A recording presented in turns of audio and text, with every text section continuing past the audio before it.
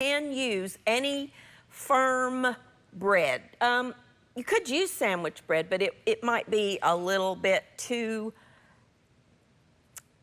light in texture and it might dissolve. I would use like a loaf of French bread or Italian bread or something like that. They're only $1, so it's not expensive at all.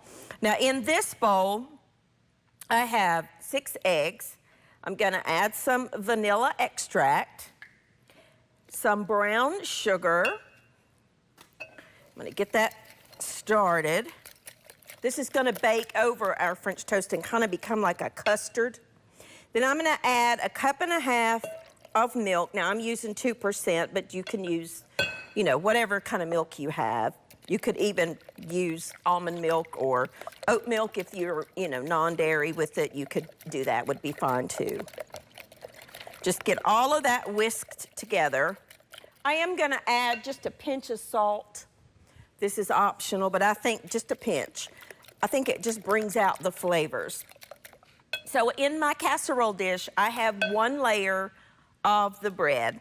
Now I just bought 1 can, this is just apple pie filling, and you want to put about half this can over top of the bread.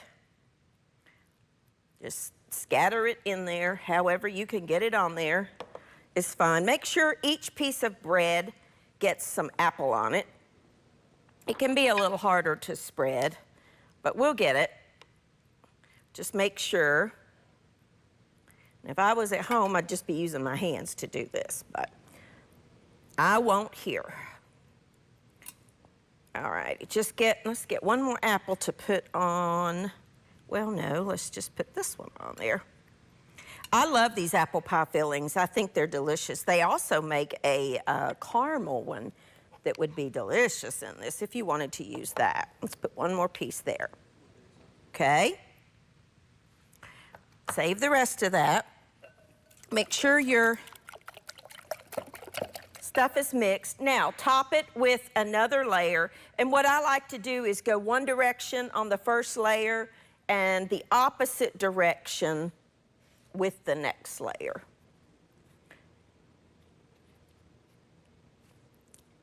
At the end, when you're serving, this does make it a little bit easier to serve.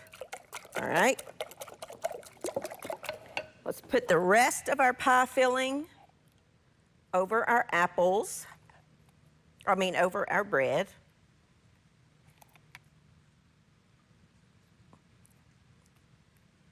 Making sure everybody gets a little bit of apple on there. You could substitute blueberry pie filling if you wanted. That's good too.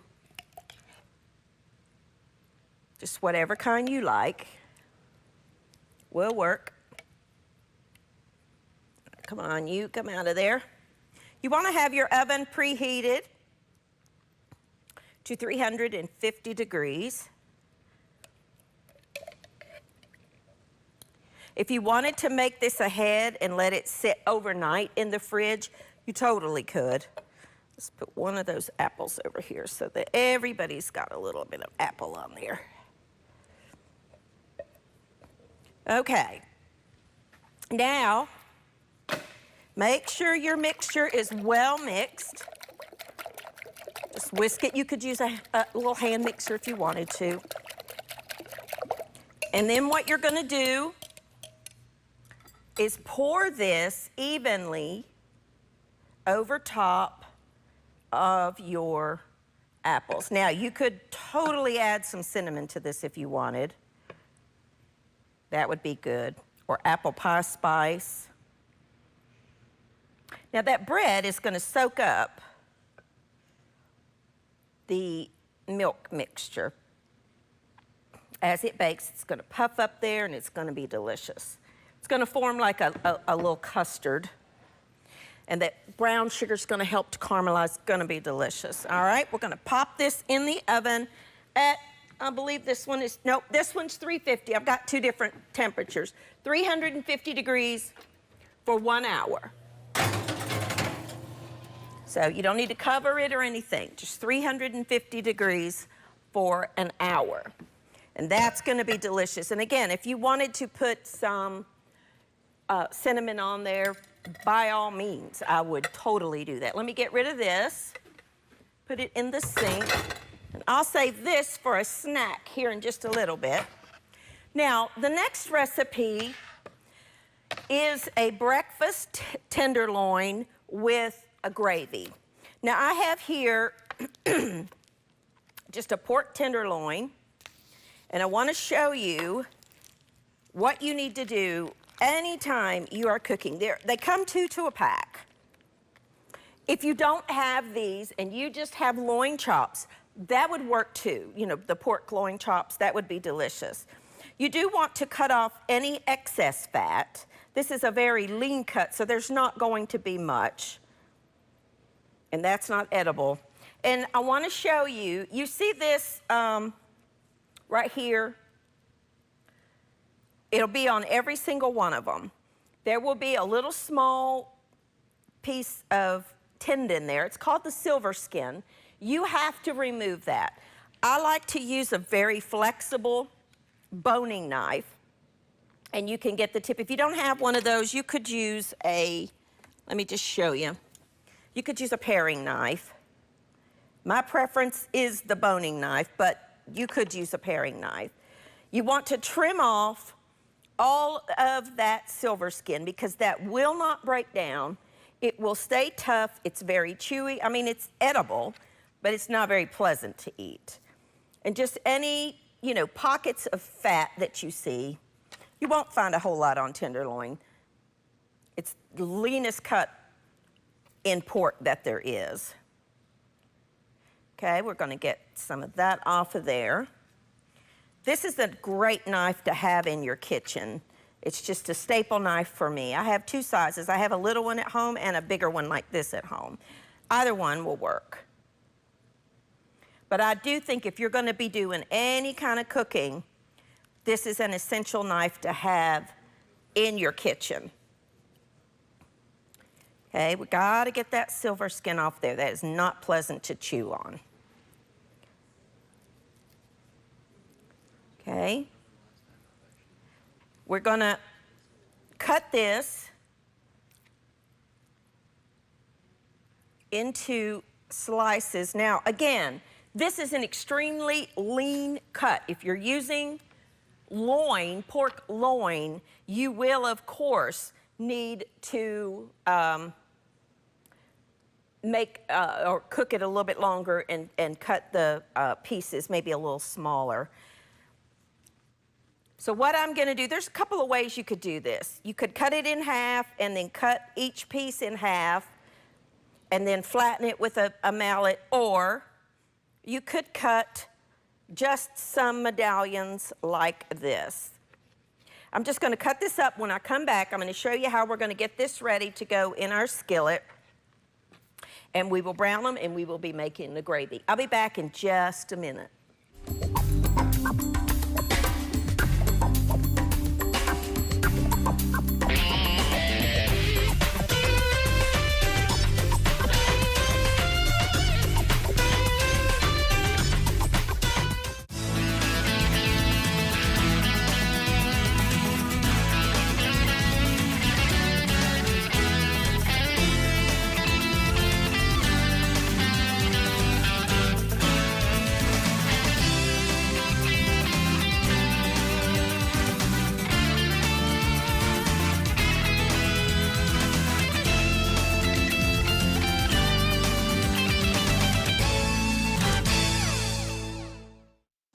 Alrighty, now, in a skillet on the stove, I have, excuse me, I'm melting just some shortening. If you don't have shortening, and by that I mean Crisco shortening, solid shortening. If you don't have that, you could use canola oil or vegetable oil. It would be fine. You don't have to have that. I just have it and want to use it. Let me go ahead and cut it up so it can melt a little bit quicker. I just want that to melt. Now, on my board, I have the tenderloins that I've cut into pieces, And I want to cover it with a sheet. I'm using parchment paper, but you could use wax paper, clear, you know, shrink wrap, whatever you have will work. And I want to take a meat mallet and I want to kind of flatten those out a little bit. I mean, you're not tenderizing this because believe me, it is as tender as it can be. I'm just flattening it a little bit so that it's even, it'll cook even.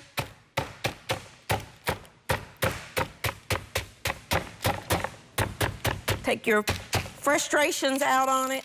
You see how that just sort of flattened it out and made it a little more the same size. That means it'll cook more evenly. Now, we do want to salt and pepper both sides, or just, you know, I do one side, and then when I put the meat in the skillet, I'll do the other side. I'll put the seasoned side down.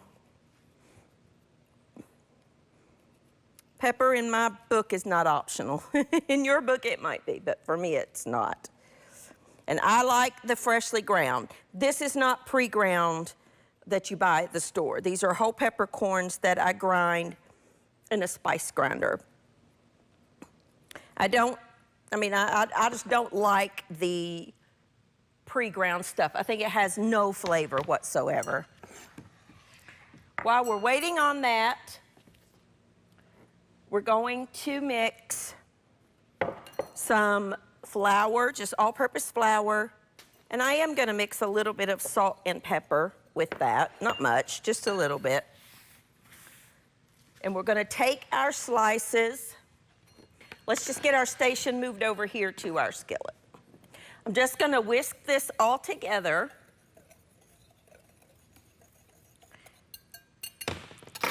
And I'm going to test that to see if it's hot. The way to do that is to put, well, if I had a little small wooden spoon here, but I'll try it. See if it bubbles up around it. It's starting, it's not quite hot enough. You're gonna take your pork tenderloin pieces and we're gonna lightly flour them. You can also put just a drop of flour down in your water, your fat to see if it bubbles up. I'm going to just lightly, you don't want a whole lot, just a little bit. We're lightly coating each one of these. And if you let it set just a minute with that flour on there, the flour will form a better crust. That's true for anything that you're frying. These are great little, if you didn't want to make the gravy for this, you could completely fry these and serve them as a biscuit. This was one of my daddy's favorite breakfast things, was a little bit, or a piece of pork tenderloin that's fried in a biscuit. It really is delicious. I mean, you think about it, you have ham biscuits for breakfast. It's really good. Now, let me get some tongs. And I'm going to lightly keep that flour. I'm going to put these in. I'm not cooking them through. All I want to do is brown them. Don't overcrowd your skillet. We're going to brown on both sides. And then once they're brown, we're going to transfer them into our baking dish, which is just a glass baking dish that I have. Couldn't be simpler. He needs a little bit more. And then we're going to make a gravy to go over top, and then we're going to pop it in a 400-degree oven. So we're just browning these is all we're doing. We're not going to do anything else. Browning them on both sides and then putting them in our skillet. I'm going to take a quick break. I'm just going to brown these up and put them in the skillet and not do anything else. And when I come back, we'll make the gravy, get that in the oven, and then we're going to make a delicious homemade buttery waffle. I'll be back in just a minute.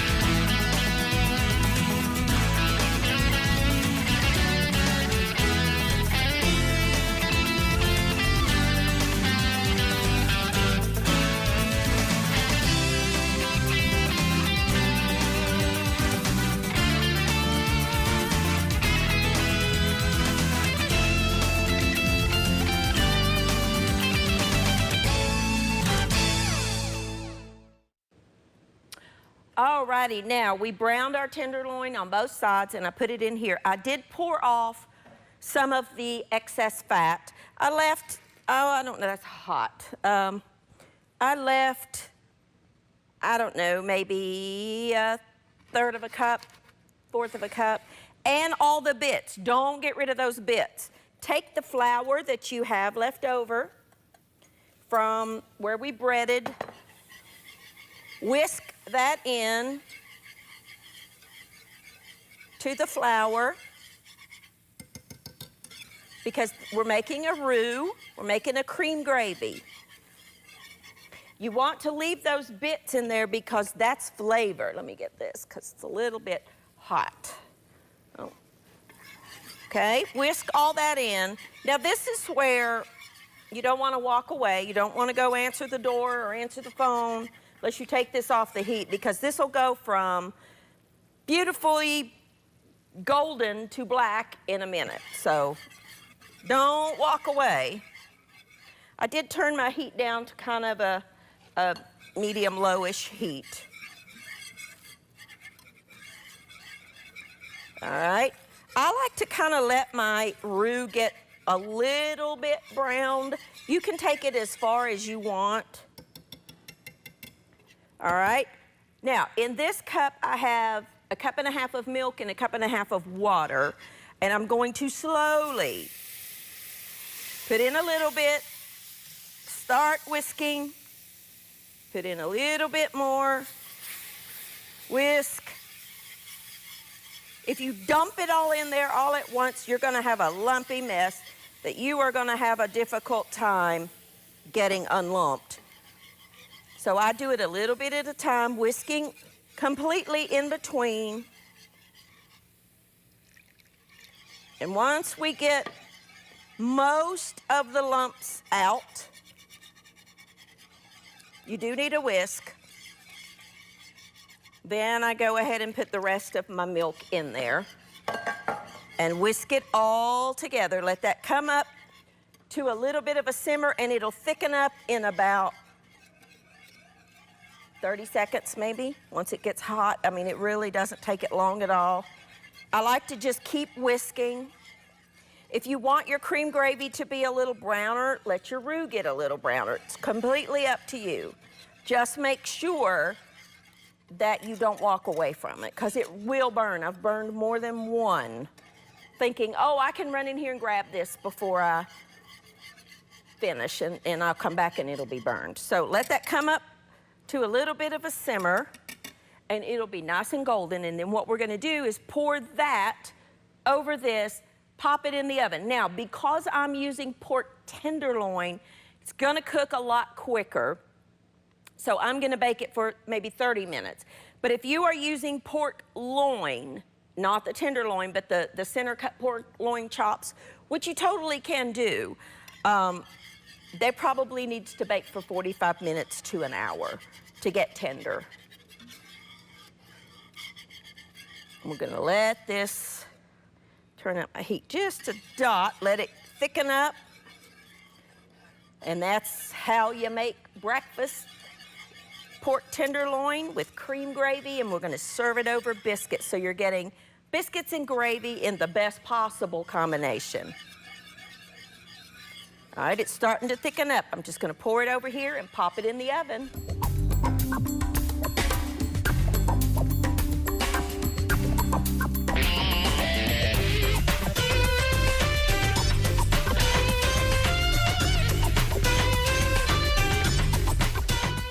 All righty, welcome back. Now, let's make some homemade buttery waffles that are delicious. I have here my waffle maker that is preheating. In this bowl, I have just some all-purpose flour, some baking soda, some baking powder, and some salt. Just gonna whisk all that together. And in this bowl, I have some butter that I have melted. I have 4 eggs. This is cooled, so I can put the eggs in there safely. 4 eggs, and then about a cup of milk. Get that out of my way. And I'm gonna whisk that together using my mixer. You could do this by hand if you wanted to. Just a little quicker to do it this way. Get all of that incorporated. Then I'm gonna add 1 cup of sour cream. Just to add a little tang, activate the baking powders. Gotta have a little acidity to activate that. Get that mixed up. And then we're gonna combine the wet with the dry. The reason I like to do this with the mixer is it gets it completely mixed before I add it to the flour, because you don't want to overmix it once you add it to the flour. Alrighty, now I'm gonna add my wet ingredients to my dry. I'm gonna do about half first. Just gently mix that. Now, anytime you're making pancakes or waffles, and by the way, you could use this for a pancake mix too, either waffles or pancakes, either one would work. You don't want to overmix it, because if you do, you activate the gluten in the flour, and you will end up with a tough pancake or waffle. It's okay to have a few little lumps. If you whisk it till it's perfectly smooth, you're gonna have tough waffles and pancakes. This is one of those things you could completely make ahead, cool them, pop them in the freezer, and then when you want to have fresh waffles for breakfast, all you gotta do is take them out, put them in your toaster, just like you would the frozen ones that you buy at the store. You see how we've still got some lumps in there? That's okay. Stop as soon as you have all of the flour incorporated. Now, my waffle maker is preheated. Let's make sure it's not all the way on high. I want it on about 3 for mine. Yours will vary with your brand. I am gonna spray it. And I like to take like a 1/2 cup measure and put some in each little well. Mine makes 4. It just depends on whatever kind of waffle maker you have. Put a little bit more up there. And then let that go until it's golden and cooked through. Now, let's come over here. We have our French toast that I just took out of the oven. We are going to put just some powdered sugar. I have just a little bit of powdered sugar that I'm gonna put over top of this just to serve. Looks wonderful. And I would serve this with warm syrup or some fresh fruit. Now, here is our wonderful tenderloin bake. I have some biscuits here that I just baked. These are just canned biscuits. I'm going to treat this like you would biscuits and gravy, because that's kind of what it is. Instead of a sausage gravy, we're just gonna have a chunk of pork tenderloin. Take your tenderloin, put it over top, and then get some of your gravy and place over top of that. And you have a fabulous, fabulous breakfast ready to go. Now we just gotta wait on our waffle to finish. Mine has a little light right here that goes from red to green when it's ready to come out. Takes it just a couple of minutes. Don't rush it, don't hurry it, just let it do its thing. Have some fresh, delicious butter and some warm syrup if you like. Strawberries are great over waffles, blueberries. You could add some chocolate chips to this batter if you like chocolate chip waffles and chocolate chip pancakes. Whatever you want. This could be your base batter, and then you can expand it to whatever you like in your waffles.